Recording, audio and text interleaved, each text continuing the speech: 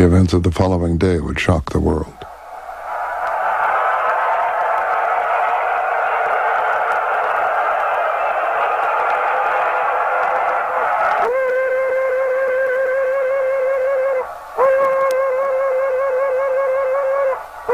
Love is the only weapon. Shit! Bullshit! Martin Luther King died with love. Kennedy died talking about something you couldn't even understand, some kind of generalized love, and he never even backed it up. He shut down. Bullshit! Love is the only weapon with which I got to fight. I got a hell of a lot of weapons to fight. I got my claws, I got compasses, I got guns, I got dynamite, I got a hell of a lot to fight.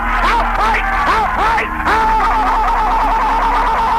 I will fight, I will fight, I will fight, I will fight.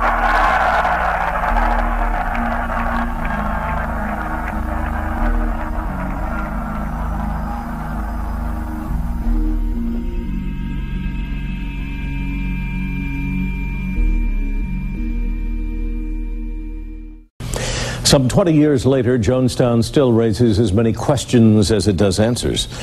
Was it a mass suicide or a mass murder? Was it a mind control experiment gone awry? Was the CIA somehow involved? While still a teenager, Jones established a pulpit on the street corners of Richmond, Indiana, where he sold monkeys door to door in order to fund his activities. There he came to know a juvenile police officer named Dan Matrone, whose improbable path Jones would cross and recross in the years ahead. By the late 1950s, Jones had married his high school sweetheart, Marceline, and established an interracial church based in Indianapolis.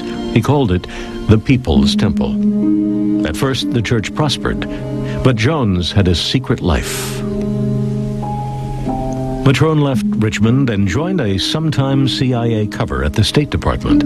Coincidentally or not, Jones suddenly became of deep interest to the most clandestine department of the agency, whose activities included mind control experiments, attempts to assassinate Fidel Castro, and operations to infiltrate and disrupt black organizations. For reasons that the CIA has always refused to explain, they opened a secret file in Jones' name. Suddenly, Jones abandoned his church, and armed with 2 passports, the young charismatic preacher traveled to a series of political hotspots: Mexico, Cuba, Guyana, and Brazil. Though he spoke no Portuguese, in 1962, Jones moved to Belo Horizonte, a small town in Brazil. With no apparent means of support, he rented an expensive house and began to make in-depth studies into voodoo, faith healing, mass conversion, and ESP, a key investigative element of the CIA's mind control program. But Jones was not the only person there from Richmond, Indiana. He later bragged of visits to his neighbor, Dan Matrone. The former police chief was now working for a sometime CIA cover at the U.S. consulate, training Brazilian police in the subtleties of hostile interrogation. Jones was also contacted by another key member of American intelligence at that time, John Lodison, who'd been kicked out of the Soviet Union for spying. In Brazil, he met with Jones for reasons that the CIA still refuses to explain. But Jones' stay in Brazil did not last. He left the country soon after a newspaper article appeared claiming he was a CIA agent.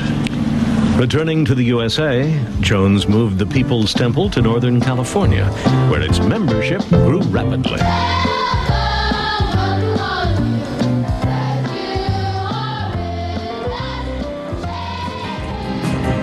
Jones flourished in San Francisco's cult-worshipping atmosphere. Membership in his People's Temple swelled to nearly 20,000 as his reputation grew, and he started food kitchens and daycare centers. He particularly targeted minorities. Believing that the ends justified the means, he put on fake displays of healing and said that he was the reincarnation of Jesus Christ. Put your snag on every other. You asked and begged and pleaded for help with your suffering, and he never gave you any food. He never provided a bed. He never gave you a home. But I, the socialist worker class, have given you all those things. Stop sick. And you won't die if you trouble. You will die if you stand up. You will die if you jump up and down. Because I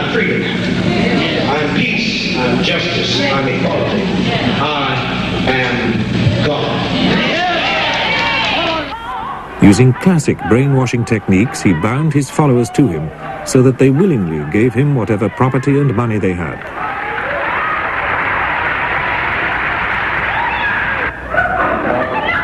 I can't imagine importance of privacy. The most discriminated against perhaps of any group. I really don't feel comfortable with our worship being photographed. I really don't. I must go against the entire council. I don't feel good about it. They can photograph me all they choose, because I do not care. I'm fearless. I come unafraid of anything, but I don't want the cameras focusing on others. I don't want them. Focus on me all you want. I owe something to my people, and that's to be a good pastor, and that I am, the best I am. His services were dazzling affairs, with soul and gospel singers, dance groups, and celebrity preachers like black revolutionary Angela Davis. The size of his congregation gave him a political power base. During the 1976 presidential election campaign, he allegedly provided support for the Democrats and met the presidential candidate's wife.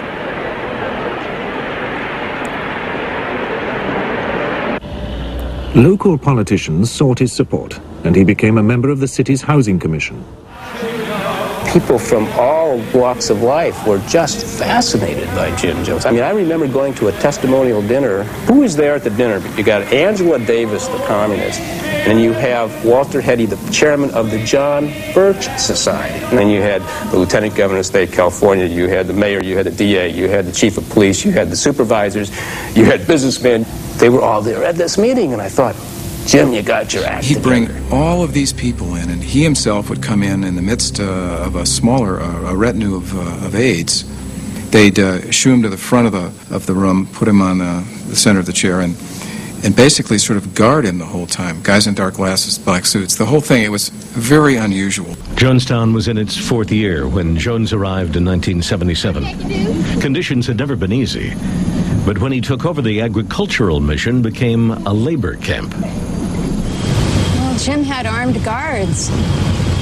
I mean, young men and women who were told that they needed to watch everybody, and it kept you working hard. We headed out to the fields, and you vied to go really far out, actually, because you couldn't hear Jim over the loudspeakers. Jonestown was wired with loudspeakers, and Jim spoke 24 hours a day on it. When he wasn't speaking, the tapes that they'd made of him speaking played on and on and on. And Jim would make these announcements, and he'd say, I'm sending out some children and some of my aides and other people you won't know who they are to pretend they want to leave. And it's a test, it's a loyalty test. And if anyone comes to you, you're to report them.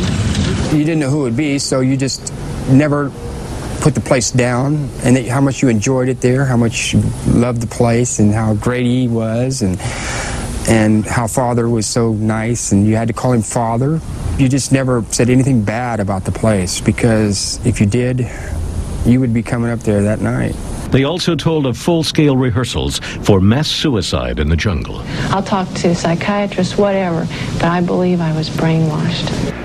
But we do understand that it's extremely difficult for anyone to comprehend people being in a cult group, standing by, watching their daughter being beat 75 times as I did, watching children being beat, microphones held to their mouth while they're screaming so that everyone throughout the building that are not in a public meeting can hear them scream also. Going through electric shock treatment where they're screaming. It's incredibly difficult for anyone to believe a story like this. There are SWAT teams consisting of 50 young men and women dressed in khaki. There's 2 teams of 25 each that are armed with 200 to 300 guns, and that they patrol all day and all night the whole encampment, and that Jim Jones has stated publicly that nobody better try to escape from here because you will be shot.